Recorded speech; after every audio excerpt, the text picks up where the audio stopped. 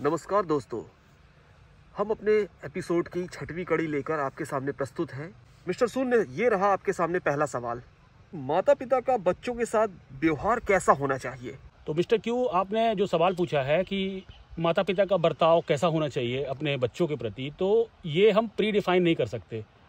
इसका रीज़न है कि किसी भी माता पिता को जब तक अपने बच्चे के बारे में पूरी तरीके से जानकारी ही नहीं है, तो वो कैसे अपने बच्चे को किसी भी चीज़ में डांट सकते हैं या किसी भी चीज़ से मोटिवेट कर सकते हैं। जी, माता पिता का व्यवहार बच्चों के प्रति कैसे डिफाइन किया जा सकता है जब माता पिता को ये नॉलेज ही नहीं है कि उनके बेटे को क्या चाहिए इन फ्यूचर। क्योंकि अगर माता पिता को ये चीज़ की जानकारी होती तो वह अपने खुद के जीवन को बहुत अच्छा बना करके बैठे होते। आज उनके जीवन यदि दुखों से जूझ रहे हैं तो फिर मेरे हिसाब से नहीं लगता कि माता पिता किसी भी तरह का व्यवहार दिखाने के लिए अपने बच्चे के प्रति सक्षम है। हाँ, आज जो नैतिकता के तहत कुछ माँ बाप या बहुत सारे लोग अपने बच्चों को प्यार जताते हैं, उनको लाड़ देते हैं, तो सिर्फ एक मोह का एक पहलू है जिसको आप ये कह सकते हैं कि सामाजिक लोग मोह के बंधन में बंध करके अपने बच्चों को प्यार दे रहे हैं। लेकिन वह प्यार किसी भी तरीके से बच्चों के लिए हितकारी नहीं हो सकता। सबसे पहले आपको बच्चों को सत्य का ज्ञान देना चाहिए, जो ट्रुथ है, अल्टीमेट ट्रुथ। अब जब आपको पता ही नहीं है, खुद ही नहीं मालूम कि सत्य क्या है, तो आप अपने बच्चों को कैसे शिक्षित करोगे? बच्चा आपका कब किस मोड़ पर जाके किसके हाथ में फंस जाएगा आपको पता भी नहीं चलेगा। आपने देखा होगा कि आजकल के बच्चे मोबाइल में कितने एडिक्टेड हैं। आज सारे तरह तरह के लोग जो है मोबाइल में ज्ञान दे रहे हैं। अब इतने सारे प्रकार का जब उसके नॉलेज आएगा तो बच्चे का जो साइकोलॉजिकल लेवल है वो कैसे होगा, आप बताइए। बच्चे की साइकोलॉजी हमेशा आपको देखेंगे कि किसी एज में बच्चा का बर्ताव कुछ अलग रहता है जी, आने वाले एज में उसका बर्ताव बदलता जाता है। अब ये इम्पैक्ट उसके सामने कैसे आया? क्योंकि उसने कई लोगों के विचार अपने दिमाग में लोड कर लिए जी। और जब एक तरह से आप ये समझिए कि आपका बच्चा नहीं है, वो एक रोबोट है, और उस रोबोट को जो डाटा आप फीड करवा दोगे वो उसी तरीके से आगे चल के एक्शन करने वाला है। आपने देखा होगा कि एक बड़े शहर में बड़ा शिक्षित एक लड़का, उसका जीवन कुछ और अलग तरीके से डिज़ाइन होता है, और एक नॉर्मल फैमिली में पढ़ने वाला जिसको शिक्षा अच्छी नहीं मिलती, उसका जीवन कैसा हो जाता है। अब ये कैसे हुआ? दोनों एक ही बच्चे थे, दोनों को भगवान ने पैदा किया था, दोनों के पास वही कैपेसिटी बॉडी के अकॉर्डिंग है, ब्रेन दोनों का एक ही जैसा था, लेकिन धीरे धीरे क्या है, नॉलेज ने उसको ऊपर उठा दिया और उसको वहीं का वहीं रख दिया जी। अब ये सब पेरेंट को ये सोचना होगा कि आज आपसे पहले इस पृथ्वी पर एक से एक लोग आ चुके हैं जिन्होंने अपने जीवन में महारत हासिल की है जी। जब तक आप उनके जीवन में जाकर के उनके बारे में पढ़ेंगे नहीं, तब तक आप ये जो संसार है ना, यहाँ देख करके आप जज नहीं कर सकते। क्योंकि जैसा कि कई वीडियो में मैं कह चुका हूँ कि ये संसार माया है। यहाँ आज जो आपके सामने सेलिब्रिटी दिख रहा है ना, कल वो जीरो दिखेगा। अच्छा भाई, आज आप देख रहे हो ना, कुछ लोग आज बड़े पदवी पर हैं, कल उनका पद नहीं रहता, गायब हो जाता है उनका पद। तो आप किसको यहाँ रोल मॉडल बनाने जा रहे हो? आपके इतिहास में रोल मॉडल्स की कमी है क्या? नहीं। आपका जो रोल मॉडल होना चाहिए स्वामी विवेकानंद होना चाहिए, आपका रोल मॉडल होना चाहिए कृष्ण होना चाहिए, आपका रोल मॉडल होना चाहिए राम होना चाहिए। आपका रोल मॉडल ऐसा व्यक्ति होना चाहिए जिन्होंने अपने जीवन में सच्चे संघर्ष के साथ जीवन जिया हो। अगर ये बातें आप अपने बच्चों को सिखाएंगे ना, तो ही आप मानिएगा कि आप अपने बच्चों के साथ सही व्यवहार कर रहे हैं। इसके अतिरिक्त चाहे आप उनको मारें, चाहे आप उनको प्यार करें, दोनों ही बातें बिना बोध से हो रही हैं, बिना विवेक से हो रही हैं, तो आप ये समझ लीजिए कि इसका आपको रिटर्न नहीं मिलने वाला। आपने देखा होगा आजकल के बच्चे बिगड़ जाते हैं। वो बिगड़ नहीं जाते, वो एक पर्टिकुलर उनका नेचर है, आप उस नेचर को एडजस्ट नहीं कर पा रहे हो। ये वो नहीं बिगड़े हैं, ये आपकी और हमारी सामाजिक शिक्षाओं के कारण उन पर ये बर्ताव है जी। और जब ये बर्ताव उनके ऊपर चल रहा है, इसका प्रभाव जब चल रहा है, तो आप सोच रहे हैं कि आपका बच्चा बिगड़ गया। नहीं, आपका बच्चा नहीं, आपके बच्चों के जैसे पूरा समाज के बच्चों का वही हाल है जी। जब सब एक ही दिशा में जा रहे हैं, वो क्यों जा रहे हैं? क्योंकि आपका जो व्यवहार है अपने बच्चों के प्रति, वो अंधा मोह हो रहा है। जैसे धृतराष्ट्र कर रहा था ना दुर्योधन के साथ। अच्छा, कि जिस तरीके से दुर्योधन ने जो मांगना चाहा, उसके पिता ने उसको दे दिया। पिता ने ये भी नहीं सोचा कि भाई ये संसार माया है, यहाँ अगर मैं फंसा हूँ तरह तरह की चीज़ों में, तो मेरे बच्चे को भी आकर्षित कर रही है माया। तो क्यों ना बच्चे को कम से कम वो नॉलेज देने की कोशिश करूं जो मुझे नहीं है। अब ये कब तक माँ बाप नहीं दे सकते, जब तक उनका अहंकार खत्म ना हो। अगर माँ बाप ही अपना ईगो नहीं खत्म कर पा रहे हैं तो वो बच्चे को फिर उस तरफ नहीं भेजेंगे। अगर उनका स्वार्थ जुड़ा है कि नहीं हम भी इनको वही सिखाएंगे जो हमने सीखा है, तो फिर आपके बच्चे को भी वही मिलेगा जो आपको मिल रहा है। मिस्टर सून, हमारा दूसरा सवाल आपसे ये है कि भाग्य क्या है? भाग्य किसी मनुष्य का एक संयोग है। संयोग कैसे कि जैसे यदि किसी तरीके की आपने एग्ज़ाम की एक प्रिपरेशन कर रखी है और सडनली वो क्वेश्चन आ गए, तो आप सोचेंगे मेरा भाग्य है यार, मैंने उनकी प्रिपरेशन की थी और वही क्वेश्चन आ गए। मनुष्य के भाग्य के बारे में यदि आपने विचार किया है कि भाग्य क्या है, इसका मतलब कहीं ना कहीं आपका भी भरोसा है भाग्य के प्रति, या लोगों का, जिन भी लोगों का भाग्य के प्रति भरोसा रहता है तो वह अपने संयोग पर आधारित होना चाहते हैं। संयोग उनके हाथ में नहीं है, ना ही किसी व्यक्ति का भाग्य उसके हाथ में है। यह तो काल की परिस्थिति पर डिपेंड करेगा कि आप किस समय पर किस स्थान पर हो और कौन सी अपॉर्चुनिटी आपका इंतजार कर रही है। ये सारी चीज़ें कब हो सकती हैं? जब आप उस क्षण के लिए तैयार हो, उस क्षण के लिए प्रयासरत हो। अब कोई कहे कि विराट कोहली का सिलेक्शन हो गया इंडियन टीम में, तो भाई वो ज़िंदगी भर से क्रिकेट खेल रहा है, उसके जैसे कई लोग खेल रहे हैं, तो भाग्य उसका साथ क्यों दिया होगा कि कहीं ना कहीं वो उस प्रोसेस को फॉलो करता आगे बढ़ता गया, तो उसका भाग्य साथ दे दिया। तो भाग्य आपका तभी साथ देता है जब आप उस प्रक्रिया को फॉलो कर रहे हो, उस जगह पर आप कंटिन्यू चल रहे हो, तभी आपका भाग्य भी वहाँ साथ में आएगा। और अगर कोई ऐसा व्यक्ति है जो उस विषय के लिए तैयार नहीं है और भाग्य से उसको वो चीज़ दे दी जाए, तो वो उसको हैंडल नहीं कर पाता। अच्छा, हाँ बिल्कुल। जैसे किसी व्यक्ति के पास वो कैपेसिटी नहीं है कि वो 2 करोड़ रुपए कमा सकता है, लेकिन सडनली भाग्य ने उसे 2 करोड़ दे दिए। आप देखिएगा 1-2 साल के अंदर वो 2 करोड़ के जीरो हो जाएंगे। अच्छा। और जो व्यक्ति 2 करोड़ रुपए कमा सकता है, उसके पास वो क्षमता है, तो आप उसके जीरो करके देखिए, 2-3 साल के अंदर फिर से वो उसी लेवल पर पहुंच जाएगा। अब ये कैसे हुआ? जो मैकेनिज्म उसको पता है 2 करोड़ बनाने वाले को, उसको पता नहीं है जी। तो इसी प्रकार आपका जो ज्ञान होता है ना, वही भाग्य वालों के साथ देता है। केवल अगर आप भाग्य के भरोसे बैठना सोच लेंगे तो भाग्य एक संयोग है। संयोग से आप किसी अच्छे घर में भी पैदा हो सकते थे, जहां एकदम किसी भी चीज़ों की कमी ना होती, लेकिन आप जाके देखिए कि जो अच्छे अच्छे घरों में जो पैदा हुए हैं लड़के, क्या उनका जीवन आनंद में है? आपसे ज़्यादा डिप्रेस तो वो बैठे हैं। अच्छा भाई, उनके पिता ने इतनी सक्सेस कर दी है। तुम्हारे घर में तो चलो, तुम्हारे खानदान में यदि कोई इतना सक्सेस नहीं है कि तुम थोड़ी सी भी सक्सेस कर लोगे तो तुम्हारी एक वैल्यू बन जाएगी, लेकिन उनके तो पिता ने कितनी सक्सेस कर रखी है, तो उनको अपने पिता के सामने वैल्यू क्रिएट करने के लिए कितना, अब अमिताभ बच्चन के बेटे को अमिताभ बच्चन बनने के लिए कितना एफर्ट लगाना पड़ेगा जी। ठीक है, सचिन तेंदुलकर के बेटे को सचिन तेंदुलकर बनने के लिए कितना एफर्ट लगाना पड़ेगा जी। तो यदि आप किसी को फॉलो कर रहे हैं कि सोच रहे हैं कि ये भाग्य से सक्सेस मिली है, नहीं, भाग्य से किसी को सफलता नहीं मिल सकती। भाग्य भी उसी के साथ देगा जो उस एफर्ट को कर रहा होगा, कंटिन्यूस उसमें प्रयासरत होगा। अच्छा। उसी का साथ भाग्य देता है। सडनली अगर आप सोच रहे हैं कि हम एकदम से किसी चीज को हमको प्राप्त कर लें, तो आप उस लायक हो ही नहीं, आप उसको मेंटेन नहीं कर पाओगे। तो अच्छा। भाग्य के भरोसे बैठना मूर्खता है, और यदि कोई ऐसा कर रहा है तो उसे जागरूक हो जाना चाहिए जी। भाई भाग्य के साथ तो ठीक है, भाग्य तो जब साथ देगा, पहले आप भी तो अपने कर्म करो। अच्छा, तभी भाग्य का साथ मिलेगा। मिस्टर सून, हमारा जो तीसरा सवाल है, मानव को मृत्यु से डर क्यों लगता है? मनुष्य से आप क्या समझते हैं? मनुष्य एक जीव है, ठीक है, लेकिन जो व्यक्ति होता है ना, वो बहुत सारी पहचानों से जुड़ करके बनता है। किसी का यदि बोले कि इसका ये नाम है, तो पहले तो उसने अपना नाम धारण किया, ठीक है, अपनी पहचान धारण की।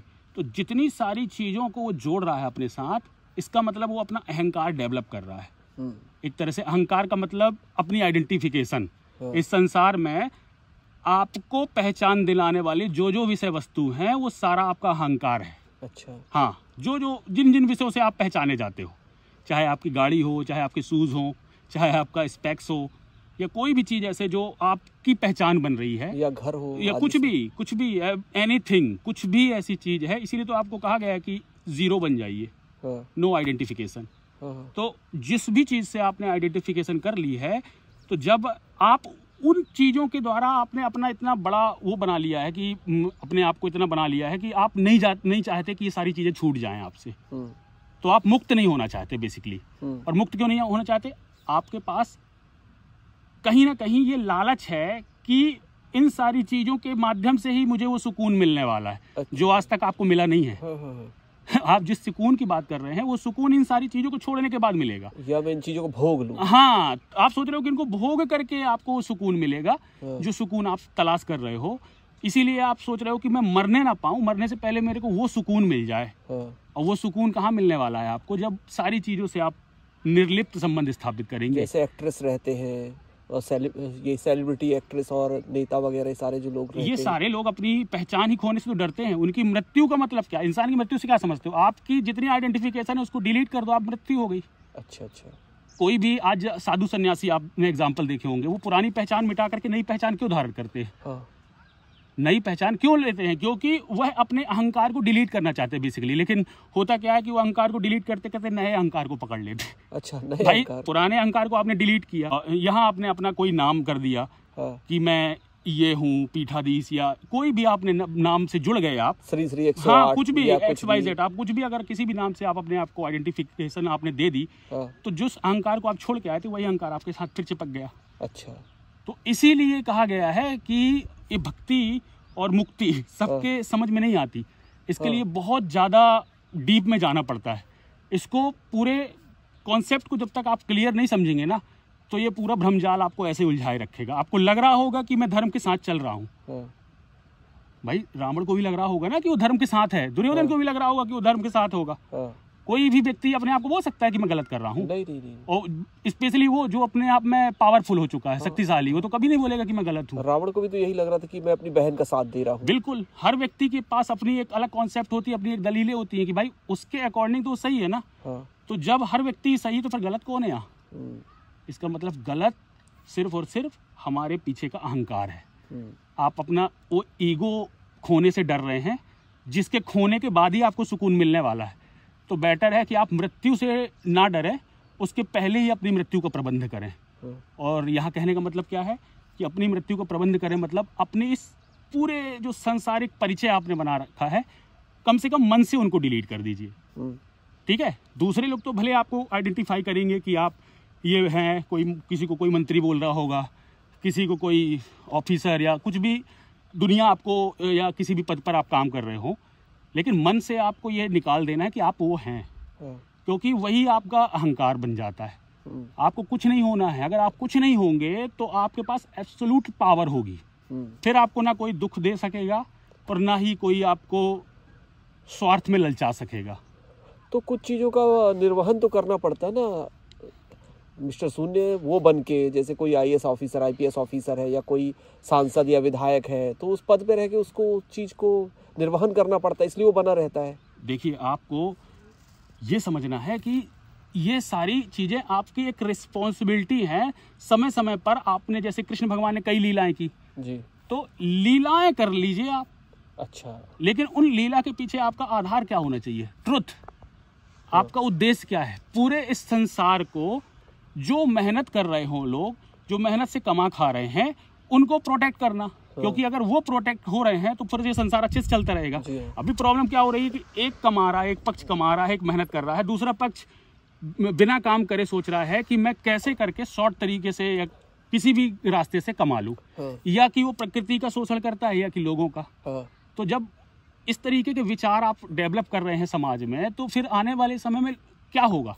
इसी तरह की मानसिकता डेवलप होगी। लोगों को ये लोग प्रोटेक्ट करते हैं। बिल्कुल, ऐसे लोगों को कुछ लोग प्रोटेक्ट भी करने में लगे हुए हैं। तो यही बात है कि हमारा, हालांकि टॉपिक से हम थोड़ा सा दूर जा रहे हैं। हमारा मेन टॉपिक क्या था कि जो मृत्यु को लोग क्यों अपना डरते हैं मृत्यु से। तो मृत्यु यही है कि उनकी जितनी ये सारी पहचान है ना, मृत्यु से नहीं डरता आदमी। वो उस भोग से डर रहा है कि जो चीज वो प्राप्त करना चाह रहा है, अभी तक उसको सुख मिला नहीं है। तो वो नहीं चाहता कि मैं वो आनंद प्राप्त किए बिना पृथ्वी छोड़ के चला जाऊं, और वो आनंद उसको मिलेगा मुक्ति से। और ये रहस्य वो जानता नहीं है, क्योंकि ये रहस्य जिन किताबों में लिखा हुआ है, वहां तक पहुंचने के लिए इतने तरीके से प्रबंध किया गया है कि वहां तक अच्छे ना पहुंच पाए। फिर भी कहीं ना कहीं से आपने देखा, वो डिजिटल मीडिया के कारण ज्ञान तो अपने आप निकल के आ ही जाता है बाहर। मिस्टर सून, हमारे व्यूवर के द्वारा जो ईमेल के माध्यम से पूछा गया है, वो अगला सवाल आपके सामने ये है, जो इस कड़ी का चौथा सवाल है, क्या जीव हत्या पाप है? कलयुग में पाप और पुण्य जैसी चीजें नहीं होती। अच्छा, ठीक है, कर्म फल जरूर होता है। अब कर्म फल कैसे? यदि किसी व्यक्ति ने किसी अपराध को अंजाम दिया तो उसी क्षण वो अपराधी बन जाता है। अब उसको सजा मिले ना मिले, वो कब सजा पाएगा उसकी, हो सकता है वो फ्यूचर में उसकी गिल्टी फील करे, लेकिन उसी पल वो अपराधी बन चुका होता है। अब होता क्या है कि जैसे किसी व्यक्ति ने जीव हत्या की जी, तो जीव हत्या कोई पाप और पुण्य से जोड़कर मत देखो आप इसे। आप अपने आप को सोचो कि आप इस पृथ्वी पर क्यों आए हो। अल्टीमेटली आपका उद्देश्य क्या है? चाहे आप दुनिया के सारे जीव खा लो, लेकिन उसके बाद भी आप सुकून ही चाह रहे हो ना, कि भाई किसी चीज को, इस दुनिया के किसी भी चीज को खा पी रहे हो या कुछ भी एक्वायर करना चाह रहे हो तो सुकून ही ढूंढ रहे हो ना अल्टीमेट। तो जब सुकून आपको उस मार्ग में नहीं है तो आपको वहां जाने से क्या मतलब? आपको पता है कि इतने सालों से आप जीव हत्या कर रहे हो या करवा रहे हो अपने उद्देश्यों के लिए, तो क्या आपको वो आनंद मिल गया?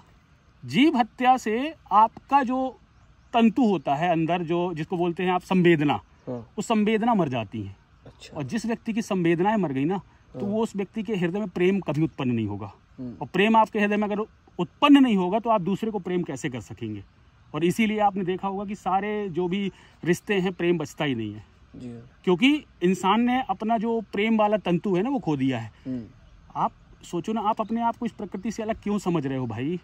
आप जब तक इस प्रकृति के सभी पूरी जीव की संरचना नहीं समझोगे, उनको आपकी ज़रूरत है, सारे जीव जंतुओं की आपकी आवश्यकता है।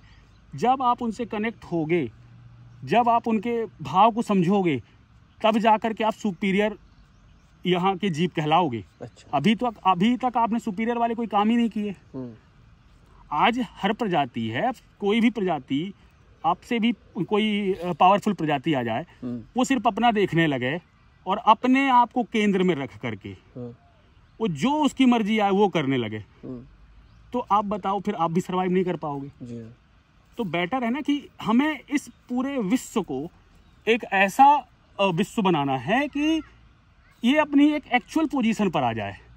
मतलब यदि कुछ लोगों की ये धारणा है कि हमारा कई बार जन्म होता है ना जी, तो आपको सोच लीजिए कि यदि मान लो आपको, वैसे तो मैं इन सब थ्योरी पर नहीं बिलीव करता, लेकिन यदि आप मानते भी हैं कि आपका ये जन्म होता है, तो यदि आपका अगला जन्म बकरी बन के हो तो कम से कम आपको टॉर्चर ना किया जाए। अच्छा भाई, अगर आज आप उन बकरियों को मुक्त नहीं कर पाएंगे तो कल जब आप बकरी बन के पैदा हुए फिर तो आप भी को ऐसे बांध के रखा जाएगा। जी हाँ जी। तो आपका फर्ज क्या है कि यदि मौका मिला है मेरे को मनुष्य बनने का, तो क्यों ना मनुष्य बन के मैं सारे जीवों का कष्ट खत्म कर दूं, ताकि यदि मैं वो बन के पैदा हूं तो मुझे ट्रीट ना करा जाए इस तरीके से।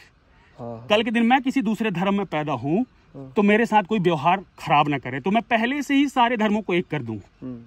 मैं अपने जीते जी मैं सारे धर्मों को एक कर जाऊं कि यदि मेरा अगला जन्म हुआ भी किसी भी धर्म में हो जाए, कोई मेरे से नफरत ना करे कि मैं इस धर्म का हूँ या इस जाति का हूँ या मेरा रंग ऐसा है। ये सारी चीजें अगर मनुष्य सॉल्व करेगा तो ही तो संसार अच्छा बनेगा। जी हाँ। तो फिर जीव हत्या और ये सारी चीजें पाप पुण्य से मत जोड़ के देखिए, आपका एक कॉमन इंटेलिजेंस है। मैंने इसके पिछले चैप्टर में बताया कि यदि आपको सरवाइव करने के लिए किसी की हत्या करनी पड़ रही है तो आपको वहां विवेकपूर्ण निर्णय लेना होगा। कैसा कि आप इस पृथ्वी पर क्या योगदान देने वाले हैं। यदि आप बच भी गए तो आप क्या देने वाले हैं। यदि आप इस पृथ्वी पर योगदान देने योग्य हैं तो आप फिर मुझे भी खा सकते हैं, कोई दिक्कत नहीं है। आप फिर हमें भी खा सकते हैं। अच्छा। अगर कुछ खाने के लिए नहीं है आपके पास। लेकिन यदि आपके पास अवेलेबल है, ऑप्शन है, तो पहले आपको प्राथमिकता किनको देनी चाहिए? जिनके पास दर्द महसूस करने की क्षमता नहीं है। अच्छा, और वो क्या है? चेतना एक अलग चीज है, मैन अब दर्द महसूस करने की उनके पास सेंस नहीं है। अच्छा भाई, वनस्पति है, पेड़ पौधे हैं, अगर आप यहाँ फोकस करेंगे तो फिर उनको दर्द महसूस नहीं होता। तो पहली प्रायोरिटी आप वो करिए। जब ये नहीं बचेगा तब तो फिर है ना ऑप्शन यार, फिर तो खाना ही पड़ेगा ना जी। क्योंकि भगवान के भी सारे अवतार देखो आप, पहले अवतार से लेकर के लास्ट तक देखोगे कितने पहले बहुत खूंखार अवतार हुए जी। परशुराम कितने खतरनाक, जिन्होंने कोई डिबेट नहीं की, सीधे अपना जो भी है वो प्रतिघात किया लोगों के साथ, उनके पर अटैक किया सीधे सीधे, है ना। ऐसे फिर धीरे धीरे जो राम आए तो एक नीति से आए, कृष्ण फिर वो नीतियों से आए।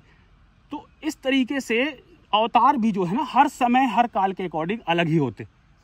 आज का जैसा समाज है ना उसी बीच से ही हम सब लोगों को पैदा होना होगा। हाँ, नरसिंह अवतार तो कहते हैं और भी खतरनाक था, और भी सीधे खतरनाक आए थे और फाड़ दिए थे। ये सब चीजें आपको ये संकेत दे रही हैं कि हमारे ही बीच से कोई ना कोई व्यक्ति उठता है जिसको ये सब व्यवस्था अच्छी नहीं लगती। भले आप उसको अवतार ना कहें, वो अवतार ही होता है। भाई अपने स्वार्थ में तो हर व्यक्ति जी सकता है, जिसको दूसरे के लिए दया आ रही हो तो उसी को तो अवतार कहेंगे ना। जी हाँ। तो भाई दूसरे के लिए दया नहीं आ सकती, ये कॉमन अपना परसेप्शन है कि हर व्यक्ति अपना स्वार्थ देखता है। लेकिन फिर भी इस कलयुग में कोई अपना स्वार्थ नहीं देख रहा है तो आप उसको देवता ही कहिए। वो देवता स्वरूप ही है जो दूसरे के लिए काम करना चाहता है, जो पूरे पूरे पूरे विश्व को एक करना चाहता है, जो पूरे लोगों को मिलाना चाहता है। ऐसी मानसिकता वाले सभी तरह के लोग देवता का स्वरूप ही होते हैं। मिस्टर सूर्य, आज का हमारा आखिरी सवाल है, क्या कलयुग के बाद सतयुग आएगा? कलयुग के बाद सतयुग किसके लिए? आपके लिए।